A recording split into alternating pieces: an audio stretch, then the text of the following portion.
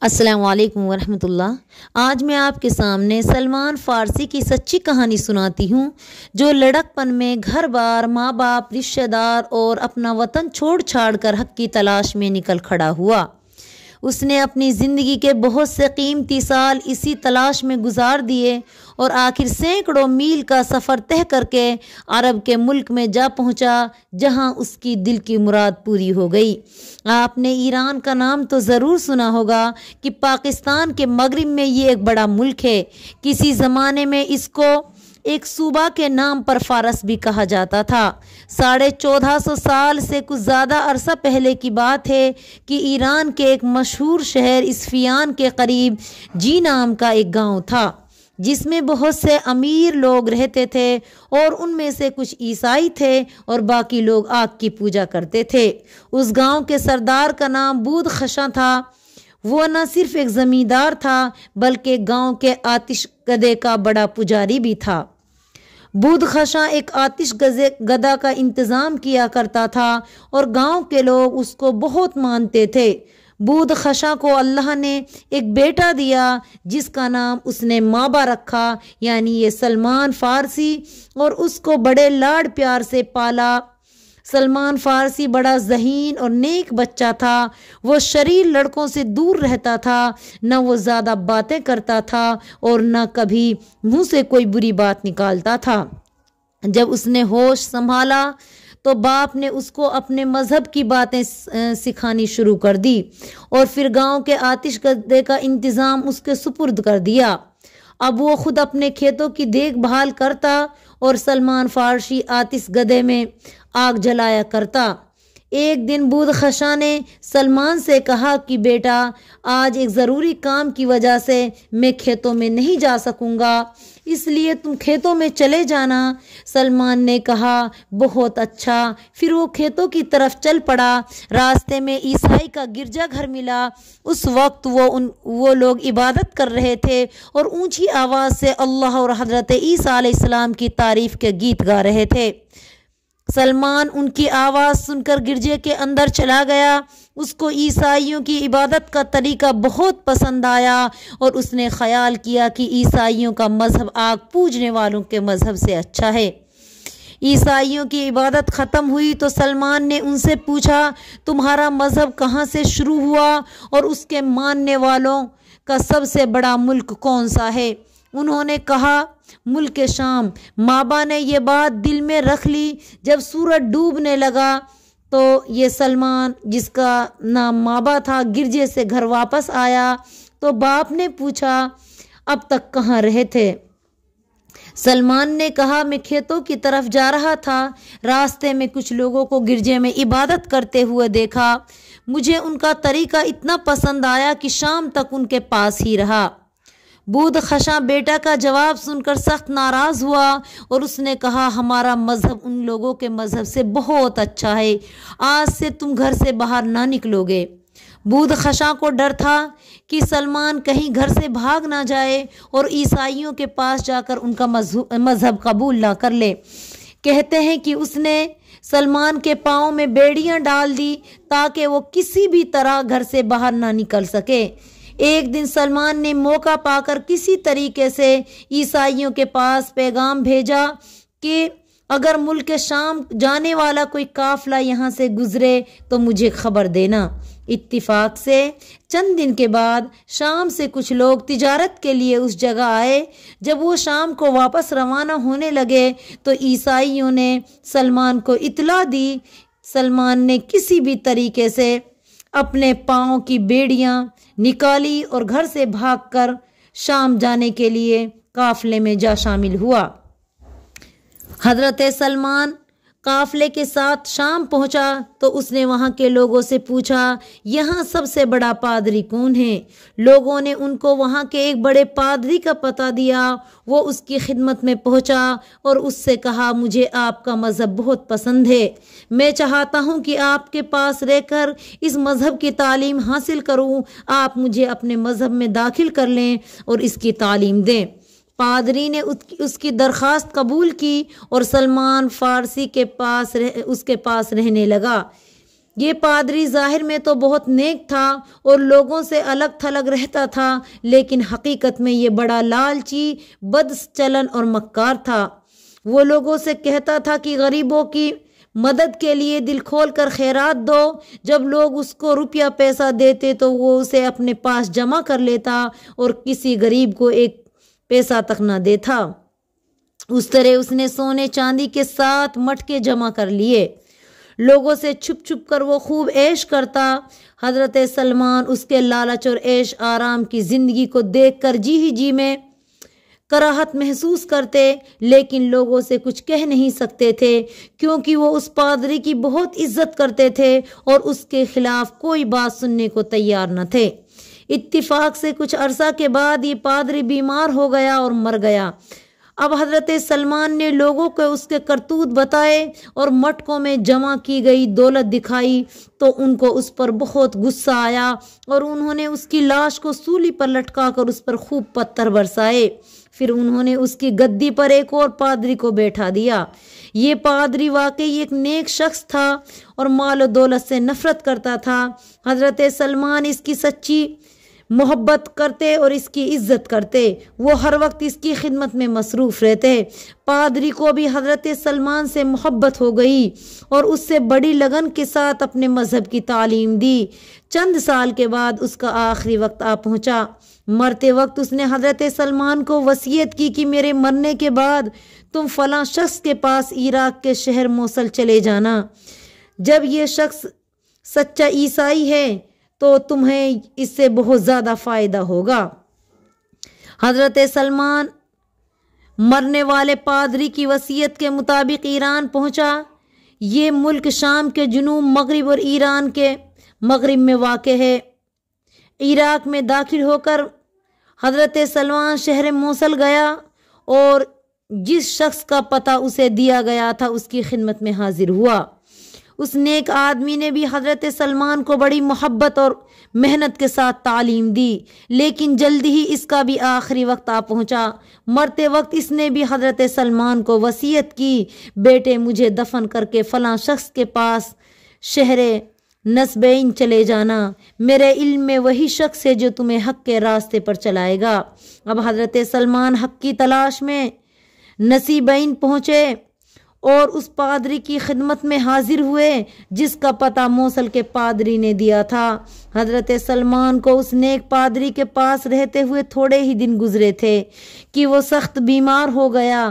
جب اس کے بچنے کی کوئی امید نہ رہی تو حضرت سلمان نے اس سے پوچھا، آپ کو کچھ ہو گیا تو میں کدھر جاؤں گا؟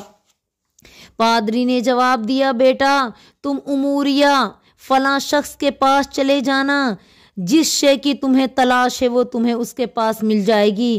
اتنا کہہ کر اس نے آخری ہچکی لی اور ہمیشہ کے لیے خاموش ہو گیا۔ حضرت سلمان نسیبین کے پادری کو سپرد خاک کر کے سیدھے اموریہ پہنچے اور وہاں کے پادری کے پاس جا کر اس کی خدمت میں رہنے لگے۔ یہ ایک بہت پرہیزگار عالم تھا۔ حضرت سلمان اس سے خوب علم حاصل کیا اور استاد کی طرح دن رات اس کی خدمت میں مشغول رہے۔ اور وہاں حضرت سلمان نے کچھ گائے اور بکریاں خرید لی، ان کا دودھ استاد کی خدمت میں پیش کرتے اور خود بھی ان پہ اپنا گزر بسر کرتے۔ دنیا کی دوسری چیزوں سے اسے کوئی واسطہ نہ تھا۔ کچھ عرصے کے بعد اس نیک پادری کا بھی موت کا پیغام آ پہنچا۔ جب وہ دم توڑ رہا تھا تو حضرت سلمان نے روتے ہوئے اس سے کہا، میں سینکڑوں میل تکلیف دینے والا سفر طے کر کے اور کئی دور دراز دروازوں کی کھاک چھاننے کے بعد آپ کی خدمت میں پہنچا، لیکن اب آپ بھی میرا ساتھ چھوڑ کر چلے جا رہے ہیں، آپ کے بعد میں کہاں جاؤں گا؟ اموریہ کے پادری نے اکھڑی ہوئی آواز میں جواب دیا، بیٹا تمہارے لیے کیا سامان کروں؟ اب دنیا میں کوئی شخص ایسا مجھے نظر نہیں آتا جس کے پاس جانے کا تمہیں مشورہ دوں۔ ہاں اتنا تمہیں بتا دیتا ہوں کہ آخری زمانے میں ایک نبی ظاہر ہونے والا ہے جو عرب کے ریگستان سے اٹھ کر اللہ کے دین کو زندہ کرے گا اور اپنے وطن سے اس سرزمین کی طرف ہجرت کرے گا جس پر کھجور کے درختوں کی کثرت ہوگی۔ اس کی نشانی یہ ہے کہ وہ ہدیہ قبول کرے گا لیکن صدقہ کو اپنے لیے حرام سمجھے گا۔ اس کے دونوں شانوں کے درمیان مہر نبوت ہوگی۔ اگر تم اس نبی کا زمانہ پاؤ تو اس کی خدمت میں حاضر ہو جانا۔ اتنا کہہ کر وہ پادری بھی فوت ہو گیا۔ پادری کی وفات کے بعد حضرت سلمان کچھ عرصہ اموریا ہی رہے۔ اب وہ ہر وقت اس ٹوہ میں رہتے تھے کہ عرب جانے والا کوئی قافلہ ملے تو اس کے ساتھ اس سرزمین میں پہنچ جائے جہاں آخری زمانے کے نبی ظاہر ہونے والے ہیں۔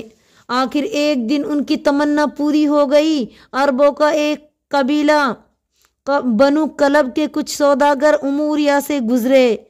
حضرت سلمان کو معلوم ہوا کہ ان سوداگروں کے قافلے کو عرب جانا ہے تو وہ فوراً قافلے کے سردار کے پاس پہنچا اور اس سے درخواست کی کہ آپ میری گائیں بکریاں لے لیں اور مجھے اپنے ساتھ عرب لے چلیں۔ سردار اس بات پر فوراً راضی ہو گیا۔ اس نے حضرت سلمان کی گائیں بکریاں اپنے قبضے میں لے کر حضرت سلمان کو اپنے ساتھ لے لیا۔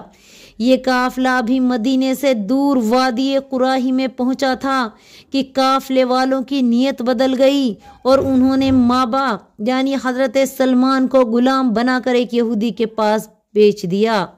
حضرت سلمان کچھ دن اس یہودی کے پاس رہا۔ ایک دن اس یہودی کا ایک رشتہ دار جو مدینہ کا رہنے والا تھا اس سے ملنے آیا۔ اسے ایک غلام کی ضرورت تھی۔ اپنے میزبان سے ذکر کیا تو اس نے حضرت سلمان کو اپنے مہمان کے ہاتھ فروخت کر دیا۔ یہ شخص حضرت سلمان کو اپنے ساتھ مدینے لے گیا۔ مدینے کا پرانا نام یثرب تھا۔ رسول اللہ صلی اللہ علیہ وسلم کے یہاں تشریف لانے کے بعد اسے مدینۃ النبی یعنی نبی کا شہر کہنے لگے۔ مدینہ پہنچ کے حضرت سلمان نے ہر طرف کھجوروں کے جھنڈ دیکھے تو اسے یقین ہو گیا کہ جس آخری زمان نبی کا ذکر اموریا کے پادری نے کیا تھا وہ ایک دن اس شہر میں ضرور تشریف لائیں گے۔ اب وہ اسی انتظار میں زندگی گزارنے لگے۔ ایک دن حضرت سلمان اپنے یہودی آقا کے باغ میں ایک درخت پر چڑھ کے کھجوریں توڑ رہا تھا۔ آقا درخت کے نیچے بیٹھا تھا۔ اتنے میں ایک یہودی بھاگتا ہوا آیا اور کہنے لگا خدا بنو قیلہ یعنی قبیلہ اوس اور خزرج کے لوگ جو مدینہ میں آباد تھے ان کو غارت کرے۔ سب کے سب قبا میں ایک شخص کے پاس بھاگے جا رہے ہیں جو مکہ سے آیا ہے اور اپنے آپ کو نبی بتاتا ہے۔ ان لوگوں نے اس کو نبی مان لیا ہے۔ ان کے مرد ہی نہیں عورتیں بچے بھی ان کے آنے کی خوشی منا رہے ہیں اور خوشی میں وہ پھولے نہیں سماتے۔ حضرت سلمان نے اس یہودی کی باتیں سنی تو خوشی سے اس کا چہرہ تمتما اٹھا۔ اس کے دل نے گواہی دی کہ اللہ کے آخری نبی مکہ سے ہجرت فرما کر یہاں تشریف لے آئے ہیں۔ وہ فوراً درخت سے نیچے اتر آیا اور آنے والے یہودیوں سے کہا تم کیا کہہ رہے تھے ذرا بیان کرو۔ پھر اس کے آقا نے حضرت سلمان کی اس بات پر بہت سخت غصہ ہوا اور اس نے ان کے منہ پہ زور سے ایک تھپڑ مارا اور کہا جا کم بخت اپنا کام کر، تجھے ان باتوں سے کیا غرض۔ حضرت سلمان اس وقت تو دل پہ پتھر رکھ کر خاموش ہو گیا لیکن دل میں ٹھان لی کہ جس دن بھی موقع ملا اللہ کے نبی کی خدمت میں ضرور حاضر ہوں گا۔ جلدی ہی حضرت سلمان کو اپنے دل کی تمنا پوری کرنے کا موقع مل گیا۔ کچھ کھانے کی چیزیں اس کے پاس تھی، ان کو لے کر وہ رسول پاک صلی اللہ علیہ وسلم کی خدمت میں حاضر ہوا اور یہ چیزیں پیش کرتے ہوئے عرض کی حضور آپ اور آپ کے ساتھی اپنا وطن چھوڑ کر آئے ہیں۔ میں نے یہ چیز صدقہ کے لیے رکھی تھی، آپ لوگوں سے بڑھ کر ان کا حقدار کون ہو سکتا ہے، ان کو قبول فرمائی ہیں۔ آپ صلی اللہ علیہ وسلم نے یہ چیزیں حضرت سلمان کے ہاتھ سے لے لی لیکن خود کسی چیز کو نہ چکھا، سب اپنے ساتھیوں میں تقسیم کر دی۔ حضرت سلمان نے دل میں کہا کہ آخری نبی کی ایک نشانی تو دیکھ لی کہ وہ صدقہ قبول نہیں کرتے۔ دوسرے دن اس نے پھر کھانے کی کوئی اور چیز لی اور رسول پاک صلی اللہ علیہ وسلم کی خدمت میں حاضر ہو کے عرض کی یہ آپ کے لیے ہدیہ ہے، قبول فرمائیے۔ آپ صلی اللہ علیہ وسلم نے یہ چیزیں قبول فرما لی، اس کا کچھ حصہ خود نوش فرمایا اور باقی صحاباؤں میں تقسیم کر دیا۔ اس کے بعد حضرت سلمان کو یقین ہو گیا کہ صدقہ سے پرہیز کرنے والے اور ہدیہ قبول کرنے والے یہی نبی آخر الزماں ہیں، لیکن ابھی مہر نبوت دیکھنا باقی تھا۔ چند دن کے بعد حضرت سلمان نے سنا کہ رسول اللہ صلی اللہ علیہ وسلم ایک جنازے کے ساتھ قبرستان تشریف لے جا رہے ہیں۔ وہ بھی اپنے آقا کی نظر بچا کر قبرستان پہنچ گیا اور رسول پاک صلی اللہ علیہ وسلم کے پیچھے کھڑا ہو گیا تاکہ کسی وقت کپڑا ہٹے تو مہر نبوت دیکھوں۔ رسول پاک صلی اللہ علیہ وسلم اس کا مطلب پا گئے۔ آپ نے اپنی چادر مبارک کو شانوں سے ذرا سرکایا۔ چادر کا سرکنا تھا کہ حضرت سلمان نے اپنی آنکھوں کے سامنے مہر نبوت کو چمکتے پایا۔ حضرت سلمان بے اختیار بول اٹھے، لا الہ الا اللہ محمد رسول اللہ، اللہ کے سوائے کوئی عبادت کے لائق نہیں اور محمد اللہ کے رسول ہیں۔ پھر وہ روتے ہوئے مہر نبوت کو چومنے کے لیے جھکا۔ رسول پاک صلی اللہ علیہ وسلم نے فرمایا، سامنے آؤ۔ وہ سامنے آیا تو آپ نے بڑی محبت سے ان کو اپنے پاس بٹھایا، ان کے حالات پوچھے۔ حضرت سلمان نے شروع سے لے کر آخر تک اپنی ساری داستان بیان کی۔ آپ نے اسی وقت حضرت سلمان کو اسلام میں داخل کر لیا اور اب آپ کا نام مابا سے بدل کر سلمان رکھ دیا۔ اسی دن سے آپ کو حضرت سلمان فارسی کے نام سے لوگ جاننے لگے اور اسی نام سے مشہور ہو گئے۔ فارسی انہیں اسی لیے کہا جاتا ہے کہ یہ فارس یعنی ایران کے رہنے والے تھے۔ اس طرح حق کی تلاش میں کامیاب ہو گئے۔ اب ہم ان کا ذکر حضرت سلمان کے نام سے آپ کو کریں گے کہ اسلام قبول کرنے کے بعد حضرت سلمان کا جی چاہتا تھا کہ وہ ہر وقت رسول پاک صلی اللہ علیہ وسلم کی خدمت میں حاضر رہا کریں، لیکن یہودی کے غلام ہونے کی وجہ سے وہ ایسا نہ کر سکتے تھے۔ اس طرح 2-3 سال گزر گئے۔ ایک دن رسول پاک صلی اللہ علیہ وسلم نے حضرت سلمان کو بلا کر فرمایا کہ تم اپنے آقا سے پوچھو کہ وہ تمہیں کس قیمت پر آزاد کر سکتا ہے۔ حضرت سلمان نے اپنے یہودی مالک سے بات پوچھی تو اس نے کہا کہ اگر تم مجھے 1 کلو سونا اور ساتھ ہی 300 پودے کھجور کے لگا دو تو میں تمہیں آزاد کر دوں گا۔ حضرت سلمان نے آپ کے پاس آ کر یہودی کی شرطیں بتائی تو آپ نے صحابہ سے فرمایا، تم لوگ سلمان کو اسلام کے ایک دشمن کی غلامی سے آزاد ہونے کی مدد کرو۔ آپ صلی اللہ علیہ وسلم کا حکم سن کر تمام صحابہ کرام حضرت سلمان کے لیے پودا جمع کرنے میں مشغول ہو گئے۔ جلد ہی انہوں نے 300 پودے جمع کر لیے اور انہوں نے یہودی کی زمین میں لگا دیا۔ اب سونے والی شرط باقی رہ گئی۔ چند دن کے بعد رسول پاک صلی اللہ علیہ وسلم کو کافروں کے خلاف لڑائی میں 1 کلو سونا مل گیا۔ آپ نے وہ سونا حضرت سلمان کو دیا اور فرمایا کہ جاؤ یہ سونا اپنے مالک کو دے کر آزاد ہو جاؤ۔ حضرت سلمان دوڑتے ہوئے گئے اور یہ سونا یہودی کو دے کر غلامی سے چھٹکارا حاصل کر لیا۔ اب وہ دن رات اسلام کی خدمت میں مشغول رہنے لگے۔ آزادی حاصل کرنے کے بعد حضرت سلمان رسول پاک صلی اللہ علیہ وسلم کے بہت پیارے ساتھی بن گئے۔ وہ اپنے وقت کا زیادہ حصہ آپ کی خدمت میں گزارتے تھے۔ ان کو حضور سے بڑی عقیدت اور محبت تھی۔ آپ کسی کام کا حکم دیتے تو وہ اسے بڑے شوق سے آنن فانن کر دیتے تھے۔ آپ نے ان کو بڑی محبت اور شفقت اور محنت سے قرآن اور دین کی باتوں کی تعلیم دی، یہاں تک کہ وہ بہت بڑے عالم بن گئے۔ رسول پاک صلی اللہ علیہ وسلم کو ان سے اس قدر محبت تھی کہ ایک دفعہ آپ نے فرمایا، سلمان میرے اہل بیت سے ہے، یعنی میرا گھر کا آدمی ہے۔ آپ نے مدینہ کے رہنے والے اپنے ایک پیارے ساتھی حضرت ابو دردہ کے ساتھ حضرت سلمان کا بھائی چارہ کرا دیا تھا۔ حضرت سلمان فارسی کو اللہ کی راہ میں لڑنے کا بڑا شوق تھا۔ بدر اور احد کی لڑائیاں تو ان کی غلامی کے زمانے میں پیش آئی، اس لیے ان میں شریک نہ ہو سکے۔ سب سے پہلے وہ خندق کی لڑائی میں شریک ہوئے اور مدینہ کی حفاظت کے لیے رسول پاک صلی اللہ علیہ وسلم اور دوسرے صحابہ کے ساتھ مل کر بڑی محنت سے خندق کھودی۔ کہتے ہیں کہ خندق کھودنے کا مشورہ بھی حضرت سلمان ہی نے دیا تھا۔ خندق کی لڑائی کے بعد آپ صلی اللہ علیہ وسلم کے زمانے میں آنے والی دوسری تمام لڑائیوں میں بھی شریک ہوئے اور بڑی بہادری کے ساتھ لڑے۔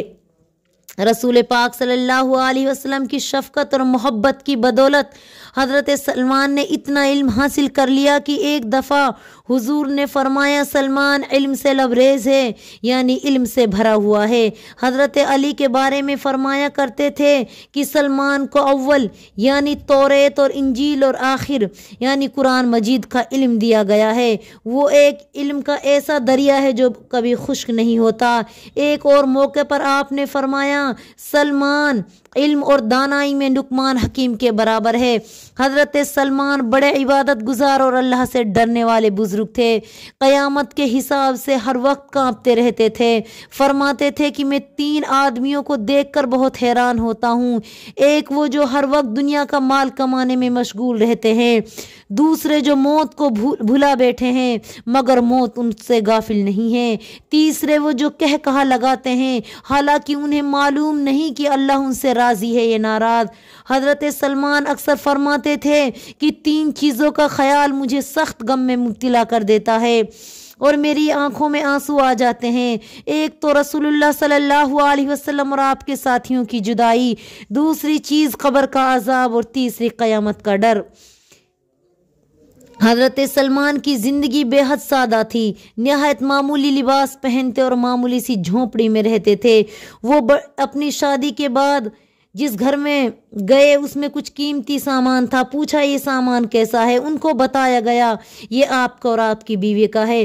آپ نے فرمایا میرے آقا محمد نے مجھے فرمایا تھا کہ دنیا میں تمہارے پاس صرف اتنا سامان ہونا چاہیے جتنا کسی مسافر کے پاس راستے کی ضرورت کے لیے ہوتا ہے، مجھے سامان کی کوئی ضرورت نہیں۔ رسول پاک صلی اللہ علیہ وسلم کے دنیا سے تشریف لے جانے کے بعد حضرت سلمان 2.5 سال تک مدینہ منورہ میں رہے، پھر وہ عراق چلے گئے اور حضرت سعد بن ابی وقاص کے لشکر میں شامل ہو کر ایرانیوں کے خلاف کئی لڑائیوں میں حصہ لیا۔